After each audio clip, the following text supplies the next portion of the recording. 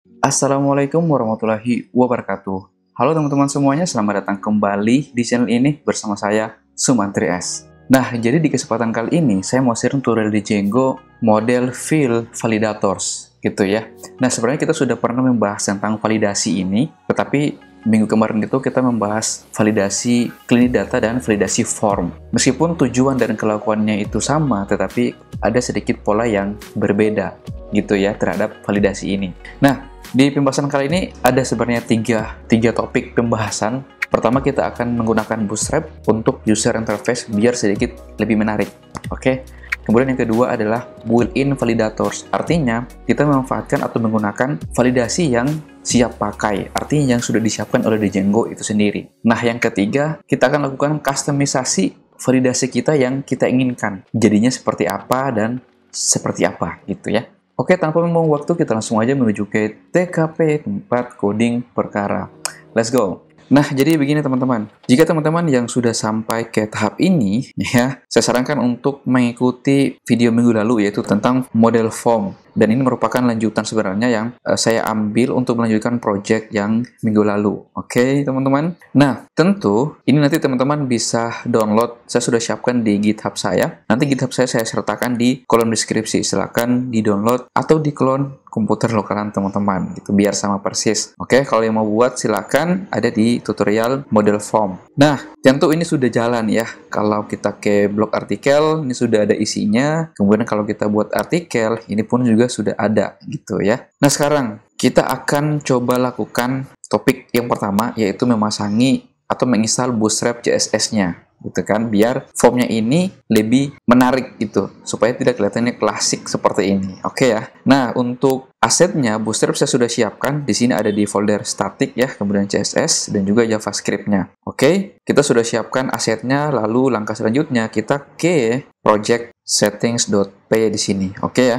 Oke, kita scroll ke bawah teman-teman. Kemudian kita lakukan pemasangan. Masih ingat teman-teman seperti apa ya? Seperti ini, static files dirs. Ini menggunakan list, kemudian base dir, garis miring, static ya. Jadi ini bisa dibilang merupakan untuk membuat jalur ke dalam folder static yang ada di sini. Kalau misalkan teman-teman masih bingung, silakan lihat video saya yang sebelumnya tentang static file atau menginstal Bootstrap. Oke, saya kira untuk settings ini sudah selesai. Lanjut, kita lakukan pemasangan instalasi ke dalam HTML induknya di sini. Pertama, jangan lupa selalu kita harus lakukan load static. Oke, nah di sini baru kita masukkan link CSS-nya. Nanti link CSS-nya itu kita buat polanya seperti itu ya, dan kita masukkan static tanda petik CSS garis miring bootstrap.css. Oke, seperti itu. Kemudian kita masukkan JavaScript-nya. Di sini kita script dan source. Sini juga menggunakan pola yang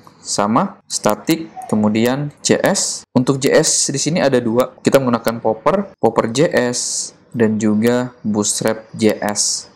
Oke, sip, mantap. Nah, di sini kalau kita lihat, kita coba lakukan perubahan ya di dalam halaman buat artikel sini. Apakah Bootstrap-nya berhasil terinstall atau belum? Sip, terlihat. Oke, jadi sudah ada sedikit perubahannya ya. Kalau seperti ini berarti Bootstrap-nya itu berhasil.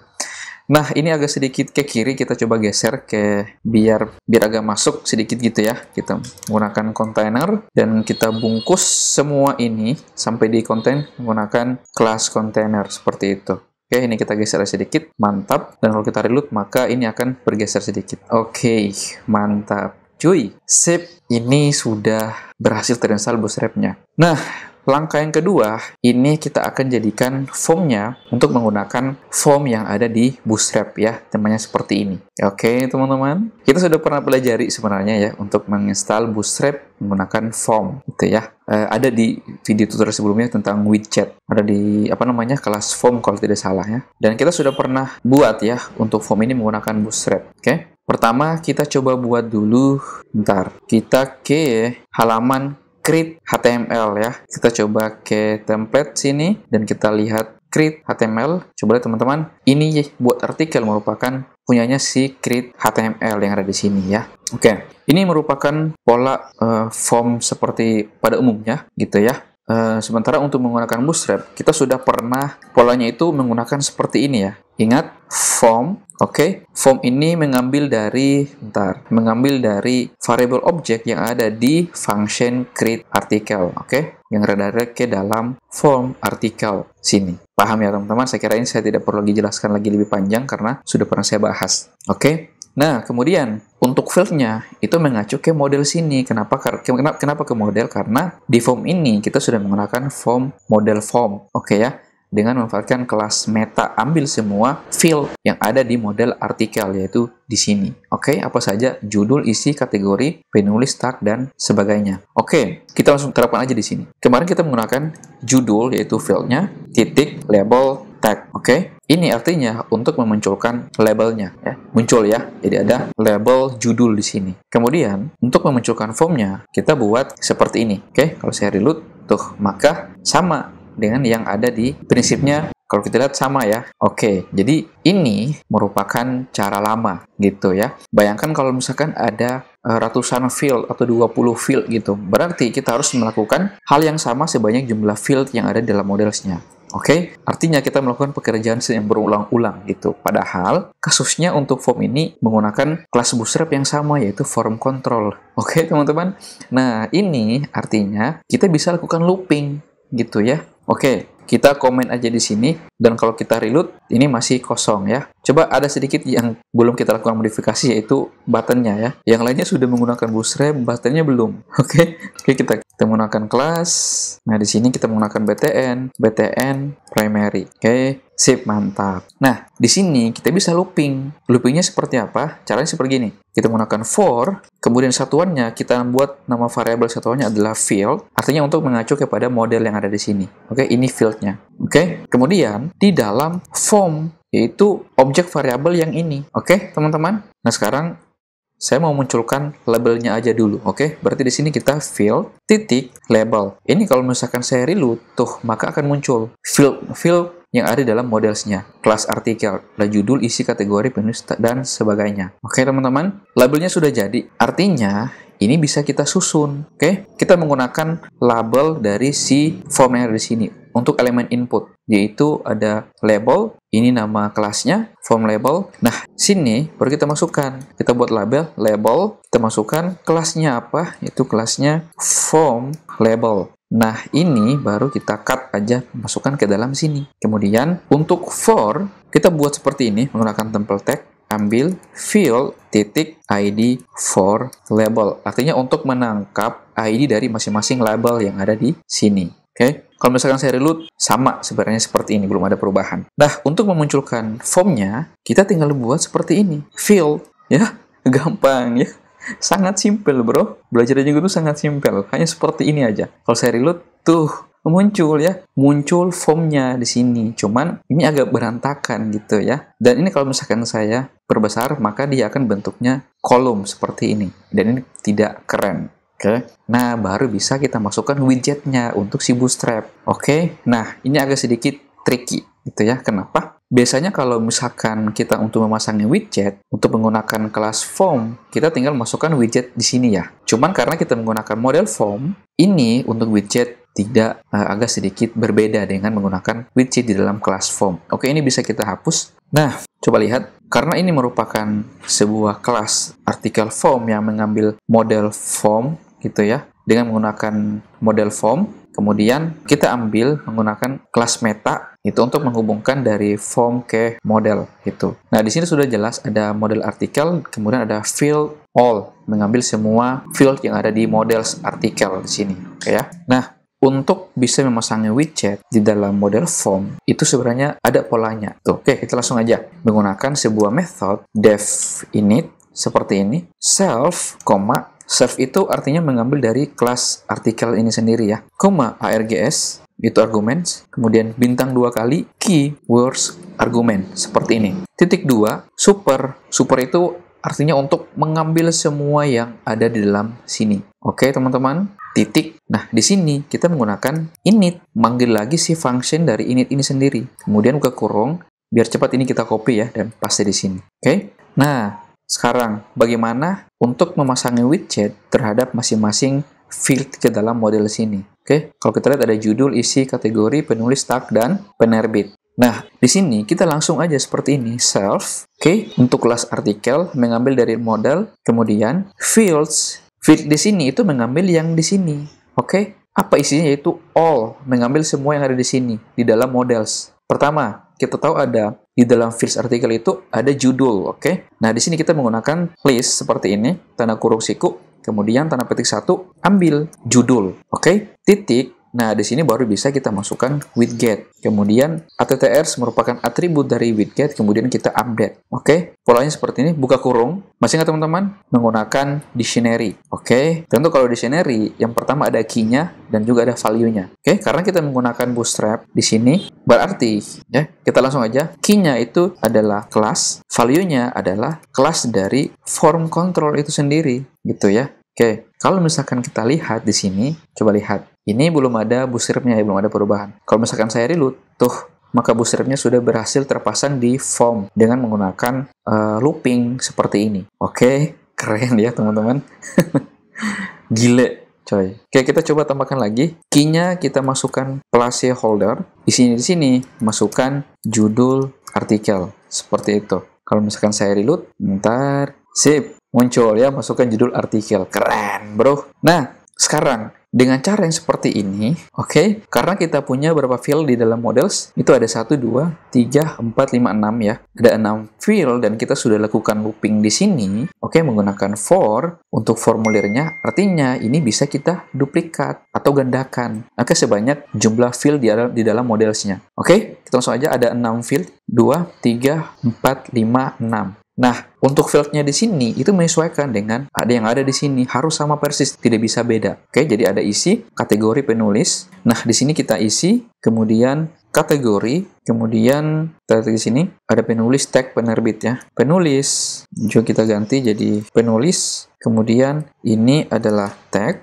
dan ini adalah penerbit. Oke, gampang. Jadi kita tinggal melakukan pola yang seperti ini, maka ini secara otomatis itu akan menyesuaikan. Lihat, keren ya. Jadi kita hanya bisa melakukan perubahan di sini, maka secara otomatis di formnya juga akan berubah gitu ya. Nah, sekarang kalau kita lihat masih agak sedikit terlalu berdempetan. Nah, kita kembali ke create HTML, karena ini merupakan tampilannya. Jadi ini kita bisa bungkus menggunakan margin bottom, kita menggunakan 3 di sini ya. Ini kita tutup seperti itu. Ini biar jelas kita geser, masukkan ke dalam, dan kalau saya reload, maka akan sedikit ada jaraknya. Cocok ya, sesuai dengan form dari Bootstrap. Oke, teman-teman. Sekarang kita coba tambahkan deh, apakah dengan pola menggunakan seperti ini, itu akan berhasil tersimpan datanya atau tidak, gitu ya, ke dalam database. Oke, kita coba masukkan artikel 4, isinya artikel 4, ini mungkin berita, penulisnya kita masukkan admin, tag-nya Django, penerbitnya Sumantris. Kalau kita kirim, coba lihat, oke, berarti ini itu berhasil ya. Mantap, keren cuy. Nah, sekarang baru kita masuk ke topik yang kedua, yaitu built-in validasi. Oke, agak sedikit panjang memang, tapi ini keren. Panjang keren, jangan ada bikin pusing gitu ya. Oke, sip, kita kembali ke models. Kenapa ke models? Karena kita lakukan validasi terhadap modelsnya di sini. Oke, lebih khususnya adalah field-nya. Oke, pertama kita menggunakan built-in validators. Oke, memanfaatkan validasi yang sudah disiapkan oleh Django. Jadi kita lakukan import dulu untuk sebuah paket, import validators. Jadi validators itu ada di paket Django Core di sini. Oke, nah untuk built-in validasi, nanti teman-teman bisa lihat di dokumentasi dari Django. Ini ya, menggunakan built-in validasi, itu ada banyak sekali validasi yang sudah disiapkan. Oke, menggunakan ini merupakan salah satu paketnya. Jadi ada regex validasi, kemudian ada email validator. Nanti untuk metode-metodenya bisa dilihat. Ya, seperti ini. Ada regex, email, URL, dan lain sebagainya. Oke, kita coba masukkan salah satu, kita coba pasangi salah satu dari field yang ada di sini. Misalkan saya mau validasi judul ini kita contohkan aja dulu ya. Saya hanya mau batasi jumlah karakternya di sini. Oke, nah ini biar agak rapi gitu ya. Ini kita coba lakukan, kita rapikan aja dulu seperti itu.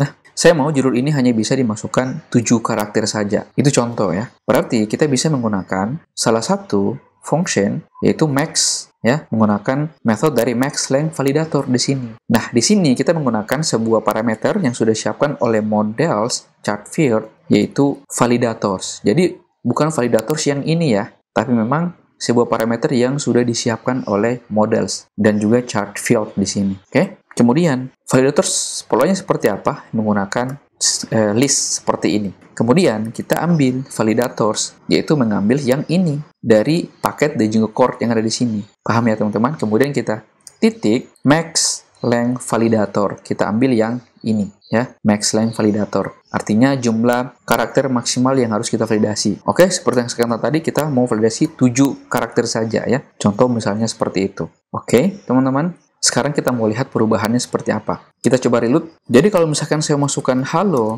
dunia Django, misalnya contoh seperti itu, dan saya isi, ini mungkin bisa jurnal, penulisnya admin, kemudian tagnya Django, penerbitnya Tri. Dan kalau saya kirim, tuh ini tidak bisa berhasil disimpan karena memang sudah ada validasinya di sini. Cuman masalahnya notifikasinya atau muratnya tidak masuk, tidak kelihatan. Kenapa? Karena memang kita belum melakukan untuk menampilkan pesan kesalahannya seperti apa, pesan validasinya seperti apa. Karena kita menggunakan Bootstrap, berarti kita kembali ke create HTML. Ingat ya, ini merupakan dari create HTML. Nah, ini menarik. Nah, di sini kita bisa lakukan menggunakan logika if, gitu ya. Polanya tahu teman-teman, jadi polanya seperti ini. Jadi kita if, seperti ini, ambil if field yang ada di sini. Jika masing-masing field itu ada dinyatakan error ataupun ada validasi errornya, maka dia akan menampilkan satu buah kelas. Untuk pesan kesalahan kita jadikan kelas danger ya, menandakan bahwa dia memang ada errornya gitu ya. Pesan kesalahan di sini, ambil lagi yang ini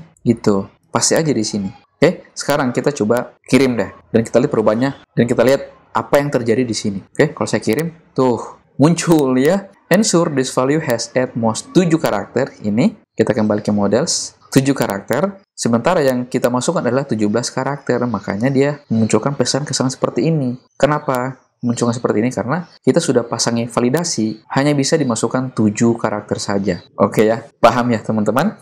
Nah, ini merupakan contoh built-in validators. Oke teman-teman, gampang banget ya. Jadi ini sudah disiapkan, jadi kita tinggal pakai saja gitu ya. Keren. Oke, nah sekarang kita coba membuat kustomisasi validasi gitu ya teman-teman. Nah, saya mau untuk field penulis, admin itu tidak boleh posting artikel. Oke ya, teman-teman. Nah, caranya seperti apa? Di sini kita bisa buat satu buah function, validate. Kita namakan aja validate penulis misalnya. Kemudian kita value, jika admin di dalam value, maka dia akan memasukkan pesan kesalahan. Nah, rise di sini berarti kita harus lakukan import lagi. Apa yang diimpor yaitu validation error. Nah, validation error itu ada di packet Django.core exceptions ya, exception seperti ini. Import validation error. Kita masukkan di sini, kemudian pesan kesalahannya apa? Misalnya admin tidak boleh posting artikel gitu. Keren, hanya seperti ini bentuknya. Jadi kalau misalkan saya kirim di sini, function method untuk function validasi penulis ini sudah berhasil kita buat, dan ini belum muncul ya validasinya. Kenapa? Karena kita belum jabarkan dia ke dalam sini gitu. Oke, kita langsung aja kita rapikan buat seperti itu, dan kita masukkan di sini validators, parameter dari validators, validate, masukkan functionnya yaitu validate penulis. Oke, kita koma di situ, dan kalau saya kirim, tuh muncul ya tanda merah gitu. Admin tidak boleh posting artikel.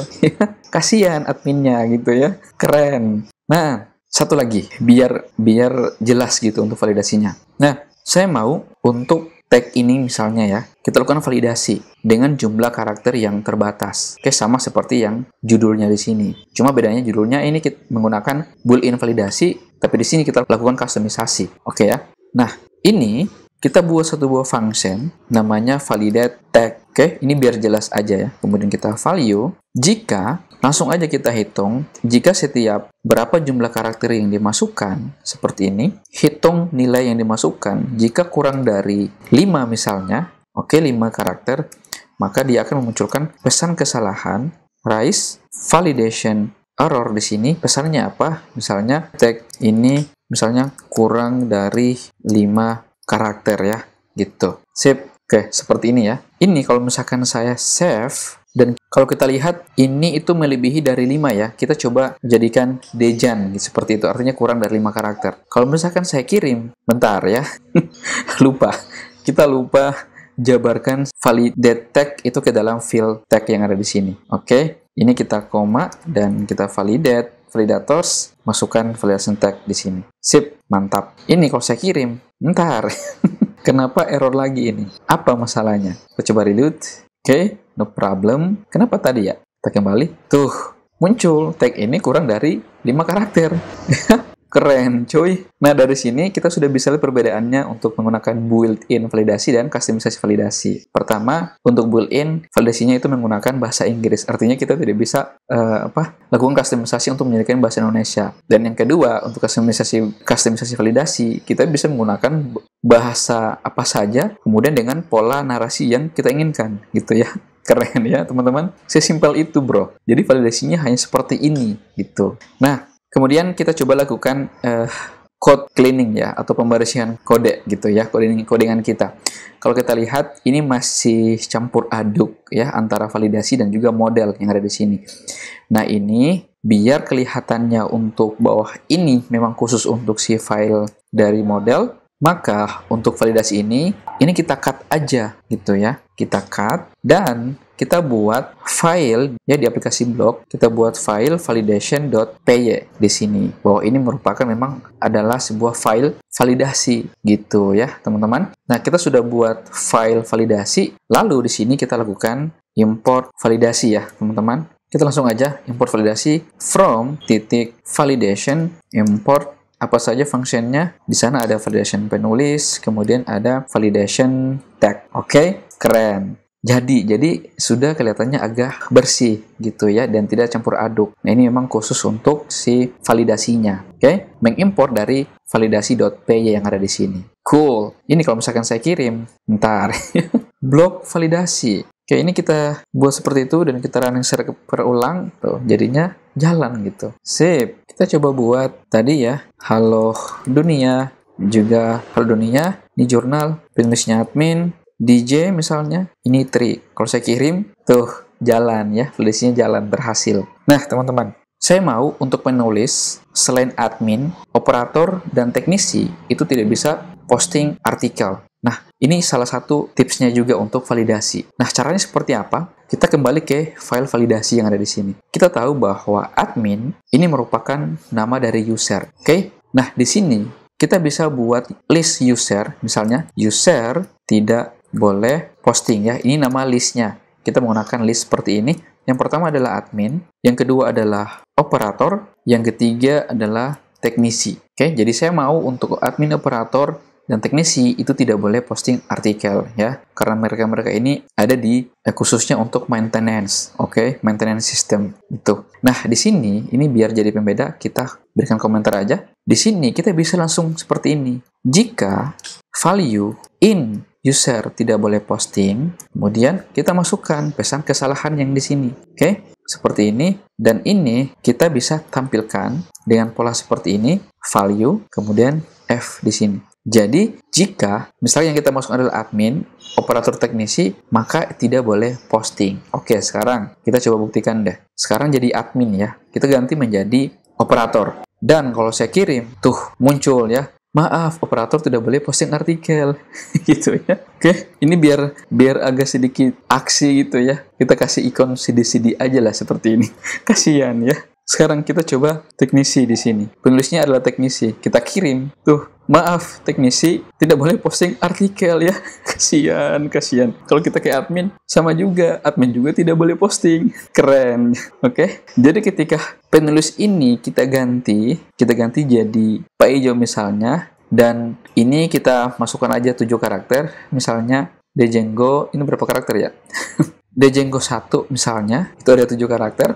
Django 1, ini adalah blog, kemudian penulisnya adalah Pak Ijo. Nah, ini kita buat aja tagnya adalah Django, penerbitnya tree. Dan kalau kita kirim, tuh berhasil. Ya, kenapa berhasil? Artinya, untuk persyaratan validasi, artinya ini sudah valid gitu ya, dan sudah melalui proses validator. Oke ya, teman-teman? Paham ya sampai di sini? Keren. Jadi, jangan pusing dulu untuk validasi menggunakan Django itu sangat mudah, teman-teman, dan sangat simpel gitu. Oke, nanti teman-teman bisa berkreasi untuk validasi sendiri gitu ya. Misalnya teman-teman buat aplikasi gitu ya, kemudian teman-teman membatasi, saya mau aplikasi itu tidak ada komen-komen yang sifatnya negatif atau komentar yang kotor gitu ya. Misalnya ya user lain mau lakukan ini bullying terhadap komentarnya, misalnya dia bullyingnya seperti ini contoh aja ya, tai kamu, dasar kamu tai gitu ya. Jadi teman-teman bisa lakukan, jadi kita bisa mendeteksi atau membuat satu buah validasi sebuah kata, misalkan kata tai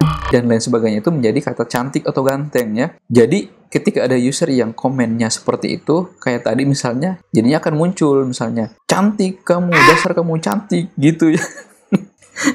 Dan saya jamin pasti usernya itu akan kapok berkata-kata kasar gitu ya. Karena setiap kata-kata yang ditulis itu akan menjadi kata-kata yang sifatnya positif gitu ya. Keren. Nah, jadi silakan teman-teman berkreasi sendiri gitu untuk validasinya seperti apa. Oke? Saya kira cukup ya untuk tutorial model field validators. Saya sudah contohkan dimulai dari menggunakan kita memasangi bootstrap ke dalam formnya, dan kita juga lakukan looping ya terhadap sini. Bentar ya, kita lupa di sini teman-teman. Untuk kategori ini kan merupakan select ya. Oke, jadi di sini lupa ya, seharusnya dari tadi kita lakukan modifikasi. Nah, di sini kita masukkan form select gitu ya. Kalau misalkan saya reload, nah maka akan muncul anak panah bawah. Oke, kalau ini kan lebih keren gitu ya. Oke, nah kita coba looping formnya ya, mengambil dari sini gitu ya untuk function create artikelnya. Kemudian kita juga sudah melakukan validasi boolean, yaitu validasi yang sudah disiapkan oleh Django. Untuk jenis validasinya ada di sini, nanti silakan teman-teman baca atau silakan praktekkan gitu, ada banyak. Dan kita juga sudah melakukan validasi ya, customisasi gitu yang kita inginkan. Oke, dan ini adalah bentuk validasi customisasinya. Keren ya teman-teman. Oke, biar tidak pusing kita minum kopi dulu ya guys. Mantap. Oke, jadi cukup ya teman-teman. Dan kalau misalkan nanti ada pertanyaan, silakan teman-teman bertanya di kolom komentar. Sebisa mungkin saya akan jawab gitu ya, jika memang ada yang masih belum jelas atau kurang dipahami. Oke, cakep bro, mantap. Jadi mungkin itu saja untuk video saya kali ini. Terima kasih sudah nonton. Jangan lupa klik tombol subscribe, like, dan share, serta nyalakan lonceng notifikasinya biar tidak ketinggalan video-video update atau seru lainnya. Mudah-mudahan bermanfaat dan kita akan berjumpa kembali atau bertemu kembali di video seru lainnya. Salam baris kode, sampai jumpa dan bye!